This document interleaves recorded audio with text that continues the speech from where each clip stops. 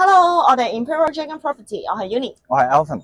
嚟緊5月10號咧，我哋會喺中環交易廣場一座嘅34樓咧舉辦一個 London Square 嘅展銷會啦。咁包括咧，我哋會介紹呢一個 9 Elms 嘅樓盤啦 ，Richmond Upon Thames 啦，同埋 Woolwich 嘅樓盤嘅。咁全部咧都係40萬磅起嘅啫。首先啦，就係位於咧倫敦市中心松溫核心位置嘅9 Elms 啦。咁呢個屋苑咧，其實咧你高層嘅單位係可以望到咧非常之優美嘅泰晤士河景啦。咁附近咧仲有9 Elms 地鐵站同埋一個咧全新嘅大型商場 Battersea Power Station 嘅喎。咁所以咧，無論出行定係購物咧，都係十分之方便嘅。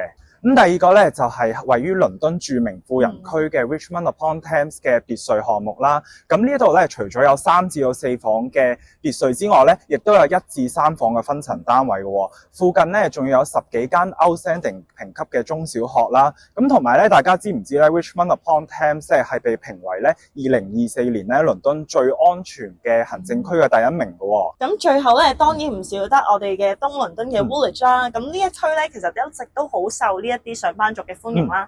咁因為咧佢有 Elizabeth Line 啦，咁8分鐘可以出到 Canary Wharf， 咁15分鐘可以出到 Liverpool Street， 同埋23分鐘就可以出到 Bond Street 噶咯。好啦，咁大家咧，如果對於啱先所提及嘅屋苑都有興趣嘅話咧，就記得5月10號咧嚟到我哋展銷會嘅現場啦。5月10號見，到時見，拜拜。拜拜。